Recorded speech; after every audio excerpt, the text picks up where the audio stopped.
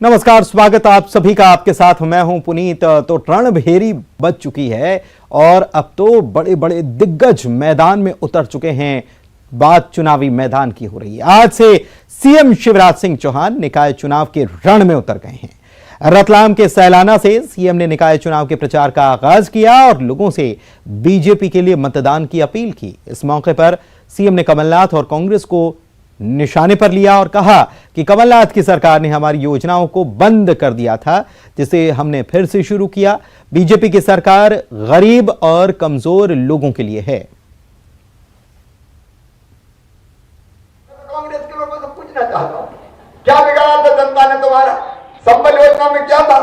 संबल योजना में इतना ही था कि गरीब बहन अगर बेटा बेटी को जन्म देगी तो जन्म देने के पहले उसको 4,000 और जन्म देने के बाद 12,000 रुपया दिए जाएंगे।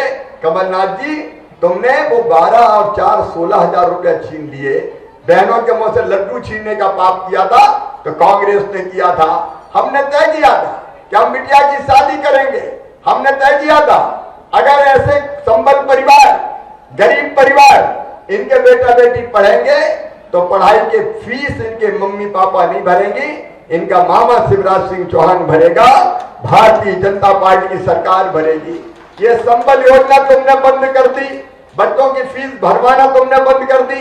एक्सीडेंट में मौत हो जाती थी, हम 4 लाख रुपया देते थे, वो 4 लाख रुपया कांग्रेस ने बंद करवा दिए।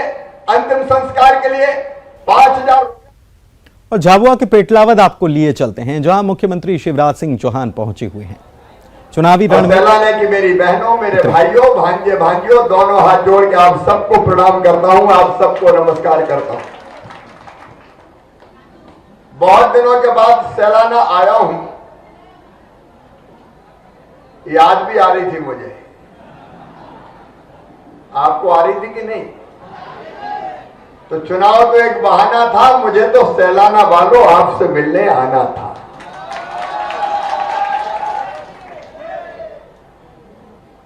आप सबसे मैं ये निवेदन करने आया हूं कि भले ही राहुल गांधी जी यात्रा कर रहे हो, भारत जोड़ो नाम दे रहे हैं, लेकिन इस यात्रा में कांग्रेस छोड़ो यात्रा हो रही है। जगह जगह पे लोग कांग्रेस छोड़ रहे हैं और कांग्रेस की हालत ये हो गई है, आप कश्मीर देख लो, गोवा देख लो, और मध्य प्रदेश के तो कांग्रेस के अध्यक्ष कह रहे हैं जिसको जाना है जाओ, छोड़ के मैं गाड़ी में छोड़ आऊंगा। अब जिसके मन में अपने कार्यकर्ताओं के लिए सम्मान का भाव नहीं है, वो पार्टी जनता का भला कर सकती है क्या? जोर से बताएं, कर सकती है क्या? कांग्रेस की हालत तो यह है कि एक दिल के टुकड़े 1000 हुए, कोई इधर गिरा, कोई उधर गिरा। पिछली बार आपने नगर पंचायत कांग्रेस की बना दी थी। मेरे बहनों और भाइयों, मैंने यहां सहायता देने में कसर नहीं छोड़ी। सैलाना को नगर की बात कर रहा हूं।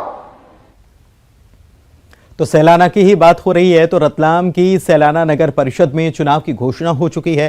कांग्रेस की यह परंपरागत सीट है और इस पर बीजेपी के साथ एक और पॉलिटिकल पार्टी की निगाह है, जिसने जिला पंचायत के चुनाव में चारों सीटें बड़े अंतर से जीतकर बीजेपी और कांग्रेस दोनों ही खेमों में हलचल मचा दी है। आखिर कौन है वो तीसरी पार्टी और नगर परिषद सैलाना में बीजेपी कांग्रेस को कितनी टक्कर देने की तैयारी में है, आइए जानते हैं।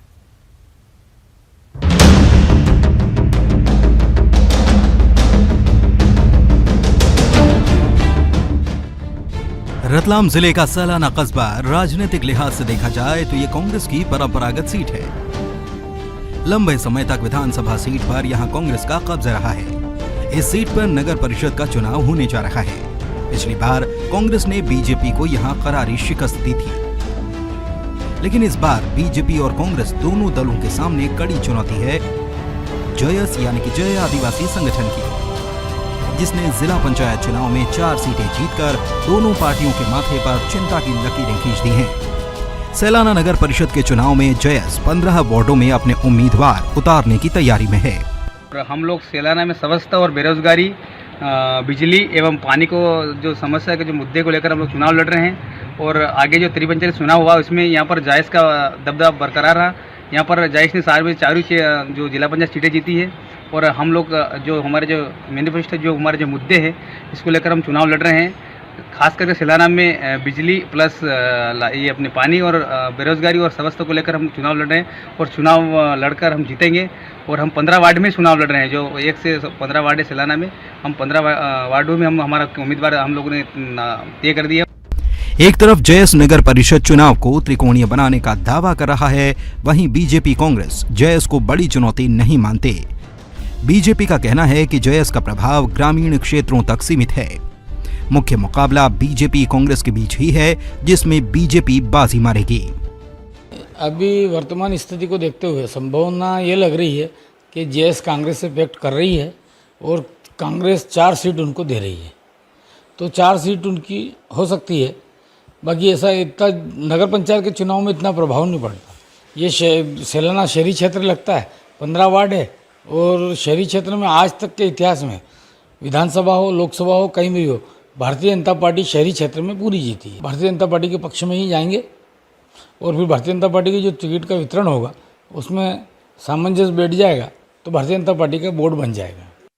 बीजेपी की तरह कांग्रेस भी जयस को चुनौती नहीं मानती। साथ ही कांग्रेस भी जयस को बीजेपी की बी टीम बताती है। और कांग्रेस अपनी परंपरागत सीट पर जीत को लेकर आश्वस्त है। पार्टी का कहना है कि कांग्रेस ने नगर परिषद में काफी काम कराए हैं। वहीं स्थानीय कांग्रेस विधायक ने भी विधानसभा क्षेत्र में खूब विकास किया है। मेरा ऐसा मानना है कि सैलाना जो नगर परिषद की जो सीट है वो हमारी कांग्रेस की परंपरागत सीट है। और चूंकि इस सीट पर पूर्व से हमारे विधायक भी हर्ष विजय गहलोत जी भी वहीं पर हैं। उनके पूर्व में प्रभुलाल जी गहलोत का भी काफ़ी प्रभाव क्षेत्र उस क्षेत्र में रहा है। और मुझे ऐसा नहीं लगता कि इस कस्बई क्षेत्र में जयस का इस संबंध में कोई प्रभाव पड़ेगा। निश्चित तौर पर यह कांग्रेस की परंपरागत सीट है और वापस इसको पुनः नगर परिषद को कांग्रेस जीतेंगे। बहरहाल जिला पंचायत चुनाव में जबरदस्त प्रदर्शन करने के बाद अब जयस की निगाहें सैलाना नगर परिषद पर टिकी हैं। जयस को उम्मीद है कि इस बार भी जनता जिला पंचायत चुनाव की तरह उनका साथ देगी, जबकि बीजेपी और कांग्रेस दोनों ही दल अपनी अपनी जीत के दावे कर रहे हैं। अब देखना है कि मतदाता किसके दावे और वादे पर भरोसा करता है। सुधीर जैन, न्यूज़ 18, रतलाम। मंडला जिले में निकाय चुनाव का बिगुल बज चुका है। अब हम बात करेंगे मंडला नगर पालिका की, जहां अतिक्रमण, गंदगी, सड़कों पर गड्ढे और सीवर जैसी बुनियादी सुविधाएं मुंह बाए खड़ी हैं। नगर की सरकार में कांग्रेस काबिज है, लेकिन केंद्र और राज्य में उसकी सरकार न होने को वो विकास में बड़ी बाधा बताते हैं, जबकि बीजेपी इसे बहानेबाजी बताती है। और इसी बीच दोनों पार्टियां जीत के अपने अपने दावे भी करने में लगी हैं।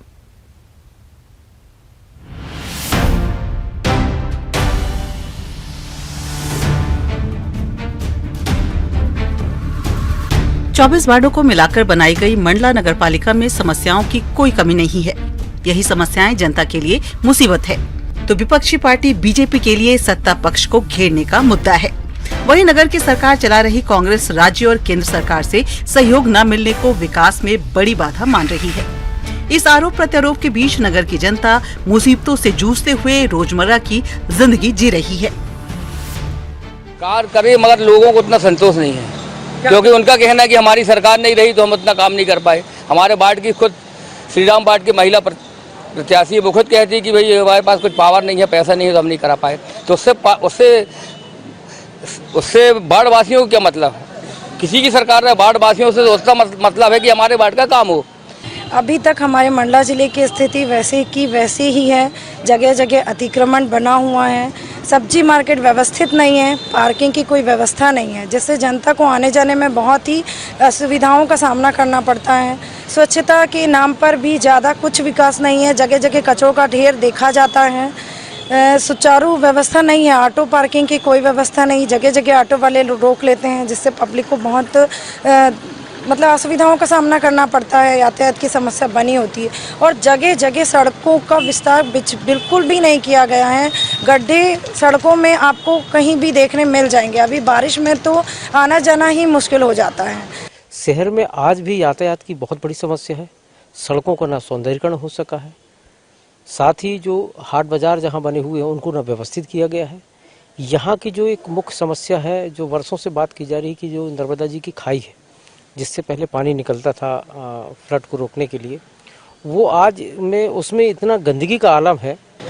सड़क, पानी, बिजली और 48 सालों में जब ये बुनियादी मुद्दे अभी भी 48वें साल की उम्र में मेरे पास अभी भी यही मुद्दे हैं, तो बड़े शर्म की बात है। प्रश्न चिन्ह कौन से मुद्दे मैं आपको बताऊं? जब मैं अपने बुनियादी मुद्दे हल नहीं कर पाया हूं 48 साल से, तो क्या अपेक्षा रखूं? कारण सिर्फ इतना है कि मैं सोया हुआ हूं। मैं जगूंगा तब कुछ विकास संभव है। अतिक्रमण, गंदगी, सड़कों पर गड्ढे, सीवर की मुसीबतों से जूझते बचपन से बुढ़ापे की दहलीज पर कदम रखने वाले शिकायत करते करते थक चुके हैं। स्थानीय लोगों में गुस्से के साथ निराशा है। उनके बयानों से ये साफ जाहिर होता है। देखें तो 90 के दशक से आप अभी तक देख सकते हैं विकास के नाम पे मंडला अभी भी शून्य है। प्रॉपर नगरपालिका क्षेत्र की हम बात कर रहे हैं तो अतिक्रमण से पूरा नगरपालिका क्षेत्र पटा पड़ा है। 4 खाइयाँ थी, चारों पे अतिक्रमण हो चुके हैं। स्टेडियम के पास वाली जो खाई थी उस पर आप देख सकते हैं उनको जगह दे दी गई थी कंपोस्ट कॉलोनी में, पर राजनीतिक उथल पुथल के चलते फिर वो यहीं पे काबिज हो चुके हैं, जगह पे कब्जा कर लिया है। स्टेडियम हमारा संकीर्ण पे संकीर्ण हो चुका है। दुकानें बना के दुकानें बेच दी गई, पर स्टेडियम का विकास नहीं किया गया। ठीक इसी के अपोजिट आप चले जाएं, यदि बस स्टैंड मार्ग पे चले जाएं, महाराजपुर चौराहे पे चले जाएं, डिवाइडर बना दिए गए। रोड उतनी चौड़ी नहीं है जितने चौड़े डिवाइडर बना दिए गए हैं। इसी रास्ते पे हम चल के यदि देखते हैं आगे चल के, चौपाटी अपने मार्केट की बनी हुई है, पर चौपाटी के अंदर व्यवस्था नाम की कोई चीज़ नहीं है। और आप अंदर जाते हैं, थोड़ा सा हॉकर्स जोन बनाया गया था, कोई व्यवस्था नहीं। करोड़ों का हॉकर्स जोन खराब पड़ा हुआ है। पूरे फल वाले, पूरे झाड़ू वाली रास्ते में बैठती हैं। अम्बेडकर चौराहे से चिलमन चौक, पड़ाव से आपका वाटर वर्क्स वाला एरिया आप देख लीजिए, पूरा रास्ता पूर्णतः जाम रहता है। ट्रैफिक की आप बात करें शून्यता की ओर है। बेसिक तौर पे आप यदि गाड़ियों की पार्किंग की बात करें, मकान निर्माण की परमिशन दे दी जाती है, 40/60 का रेशियो शायद मेरी जानकारी में, पर किसी भी मकान के पास पार्किंग की व्यवस्था नहीं। आप मंडला नगर पालिका क्षेत्र में विकास के नाम पे तो मैंने अभी तक कोई कार्य नहीं देखा गया है। हर पार्टी आती है कि हम मंडी को अन्यत्र स्थान में शिफ्ट करेंगे, करोड़ों रुपए वहाँ खर्चा कर दिए गए, लेकिन आज तक कभी भी उनका पालन नहीं किया गया। बहुत सी योजनाएं लेके आते हैं, लेकिन वो सारी योजनाएं फेल हो जाती हैं। ऐसा क्यों होता है? क्यों पैसे को बर्बाद किया जा रहा है? इसका कारण आज तक समझ में नहीं आया। ऑटो वालों का धमाल है, पूरे शहर में ऑटो का जाल बिछा हुआ है। दूसरी तरफ राजनीति में जैसा कि हमेशा होता आया है, वहीं मंडला नगर पालिका चुनाव में भी हो रहा है। कामयाबी का सेहरा खुद के सिर बांधने और नाकामियों का ठीकरा विरोधी पक्ष पर फोड़ने का सिलसिला बदस्तूर जारी है। मध्य प्रदेश में हमारी सरकार नहीं थी, केंद्र में हमारी सरकार नहीं थी, तो इसका जो है बड़ा मुंह देखा व्यवहार हुआ और इस पार्टी को काम ना करने हो सके, इनके लोगों में गलत संदेश जाए। इस कारण फंड का इतना अभाव था कि बहुत संघर्ष की स्थिति में नगर पालिका चली। लोगों को उनकी चुंगी का जो है टैक्स आता है वो काट लिया गया, जो फंड आते थे वो काट लिए गए। हमारे कर्मचारियों को देने के लिए तनख्वाह की बड़ी तकलीफ होती थी। ये सारी परिस्थितियों में हमने काम किया और जितना अच्छा से अच्छा बन सकता था उस काम को हमने। पिछले 5 साल में वहाँ के कर्मचारियों से जाके आप यदि पूछेंगे तो आपको पता चल जाएगा कि मंडला नगर पालिका की स्थिति पिछले 5 वर्षों में क्या है। और वो विकास की सबसे बड़ी गाथा आपको बताएंगे कि हमारे पास यदि 400 कर्मचारी है और वो 400 कर्मचारी यदि हमारे संतुष्ट नहीं है, उनको हम सैलरी नहीं दे पा रहे और हम विकास की बात कर रहे हैं। मंडला नगर पालिका में निर्दलीय, बीजेपी और कांग्रेस सबको बारी बारी से मौका मिला है। इसके बावजूद यहाँ की बुनियादी सुविधाओं में कुछ खास बदलाव नहीं आया है। उल्टा अतिक्रमण, गंदगी और सीवर की समस्या गंभीर रूप लेती जा रही है। इस बीच एक बार फिर नगरवासियों को शहर की सरकार चुनने का मौका मिला है, इस उम्मीद के साथ कि अब की बार उनके वोट से कुछ बदलाव आएगा और विकास के जो दावे और वादे जुबानी किए जा रहे हैं वो हकीकत की जमीन पर भी नजर आएंगे। मंडला से न्यूज़ 18 के लिए कृष्णा साहू की रिपोर्ट। और जैसे जैसे चुनाव की तारीख नजदीक आती जा रही है, वैसे वैसे पार्टियां और एक्टिव होती जा रही हैं। अब निकाय चुनाव से जुड़ी बड़ी खबर आपको बता दें, बीजेपी ने जो पहला निकाय चुनाव हुआ उसमें काफ़ी बीजेपी को डेंट सहना पड़ा और ऐसे में अब बीजेपी बागियों की डिटेल निकाल रही है। 18 जिलों में सीटवार डेटा तैयार किया जा रहा है। 46 नगरीय निकायों में चुनाव है। 27 सितंबर को वोटिंग है, 30 को नतीजे आएंगे। 18 जिले हैं जिसके 46 निकायों में मतदान होना है और पिछले निकाय चुनाव में बागियों की वजह से बीजेपी को काफ़ी सीटें गंवानी पड़ गई थी। बीजेपी को काफ़ी धक्का लगा था, काफ़ी नुकसान भी हो गया था बागियों की वजह से और ऐसे में अब इनका डेटा बीजेपी निकालने में जुट गई है।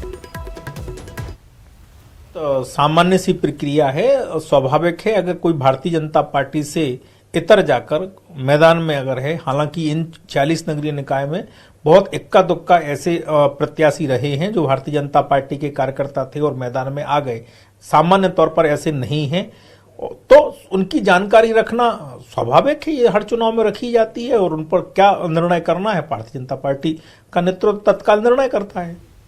शरद श्रीवास्तव हमारे संवाददाता इसी खबर पर भोपाल से जुड़े हुए हैं। शरद, रजनीश अग्रवाल जी कह रहे हैं कि ये सामान्य सी प्रक्रिया है, लेकिन इतना सामान्य भी ये रहने वाला नहीं है। एक बड़ी खबर इस वक्त हम बता रहे हैं, ये पंजाब से जुड़ी हुई बड़ी खबर आपको बता रहे हैं। अमरिंदर सिंह, कैप्टन अमरिंदर सिंह जो हैं वो बीजेपी के खेमे में अब जाने के लिए तैयार हैं। ये देखिए सीधी तस्वीरें हम आपको दिखा रहे हैं। बस एक प्रकार से बस इनको बीजेपी में जो औपचारिक रूप से शामिल करने का जो क्रम है अब वो शुरू होने वाला है। देख सकते हैं कैप्टन अमरिंदर सिंह यहाँ बीजेपी में शामिल होने जा रहे हैं। बड़ी खबर इस वक्त आपको बता रही हैं। तैयारी वहाँ चल रही है, बुके भेंट किया जाएगा जैसा कि हम देखते हैं। और यहाँ मध्य प्रदेश से आने वाले और देश के कृषि मंत्री नरेंद्र सिंह तोमर भी यहाँ पर मौजूद हैं। कैप्टन अमरिंदर सिंह जो कांग्रेस में थे, कांग्रेस में मुख्यमंत्री रहे, कांग्रेस की सत्ता भी रही, लेकिन बाद में पंजाब में कितना बड़ा परिवर्तन हो गया हमने ये देखा। और ये तब भी कहा जा रहा था जब चुनाव हो रहे थे कि कैप्टन अमरिंदर सिंह जो हैं या तो वो अपनी नई पार्टी बना सकते हैं या फिर वो बीजेपी में शामिल हो सकते हैं। तब तो फैसला नहीं हुआ, लेकिन देर सवेर आखिरकार ये बात सामने आ ही गई। कैप्टन अमरिंदर सिंह अब बीजेपी में शामिल हो चुके हैं, अब वो बीजेपी के हो गए हैं। ये बड़ी खबर इस वक्त आपको बता रहे हैं। सीधी तस्वीरें भी दिखा रहे हैं। बीजेपी दफ्तर पहुंचे हुए हैं और अब जो औपचारिकताएं पार्टी में शामिल होने को लेकर होती हैं वो यहां पर की जा रही है। संभवतः प्रेस कॉन्फ्रेंस भी की जाएगी। शरद श्रीवास्तव हमारे संवाददाता हमारे साथ भोपाल से जुड़े हुए हैं। इससे पहले हम खबर दिखा रहे थे कि मध्य प्रदेश में जो निकाय चुनाव होने हैं, 18 जिलों में 46 निकाय हैं, वहां पर बीजेपी बागियों का डेटा तलाश रही है। शरद, हम रजनीश अग्रवाल साहब को सुन रहे थे, उन्होंने कहा था कि ये सामान्य प्रक्रिया है, लेकिन ये सामान्य प्रक्रिया हर चुनाव में भले ही पार्टी अपनाती हो, लेकिन इस बार ये असामान्य रूप से बीजेपी इसको देखेगी, क्योंकि हाल ही में जो निकाय चुनाव हुए उसने कितना डेंट दिया है बीजेपी को, ये बीजेपी अंदर खाने सब समझ रही है। बिल्कुल ठीक बात कही है आपने।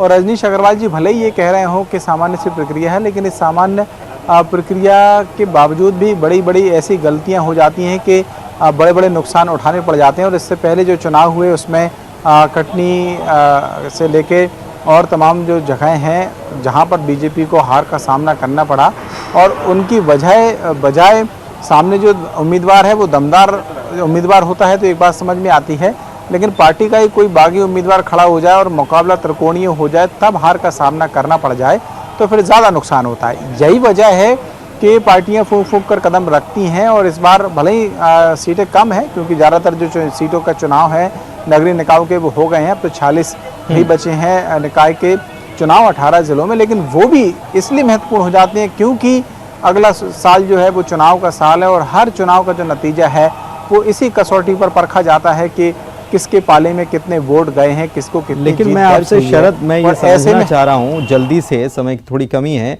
पिछली बार हमने जब देखा था कि प्रदेश अध्यक्ष जो हैं वो गर्म मूड में नजर आए थे, उन्होंने कहा था कि हम उन लोगों को बाहर का रास्ता दिखाएंगे, लेकिन क्या इस बार भी गर्म मूड नजर आएगा या नरम रुख अपनाएंगे? नहीं, बिल्कुल पार्टी का स्पष्ट जो निर्देश है वो इस बारे में रहता है कि कोई अधिकृत प्रत्याशी अगर पार्टी की ओर से मैदान में है और उस प्रत्याशी के खिलाफ में ही पार्टी का कोई प्रत्याशी मैदान में होता है और वो बागी के तौर पर होता है तो निश्चित तौर पर जो एक्शन है वो लिया जाएगा। पिछली बार भी हमने देखा था कि जब चुनाव हुए थे, हालांकि पूरे बड़े पैमाने पर चुनाव थे, तो करीब 200 से भी ज़्यादा ऐसे बागी थे जो जिनके खिलाफ में एक्शन लिया गया था। तो निश्चित तौर पर इस बार भी जो नाम निकल के सामने आएंगे उनके खिलाफ में पार्टी कार्रवाई की तैयारी कर रही है। चलिए, बहुत शुक्रिया आपका शरद इस तमाम जानकारी के लिए। इसी के साथ शहर के संग्राम में बस इतना ही। नमस्कार।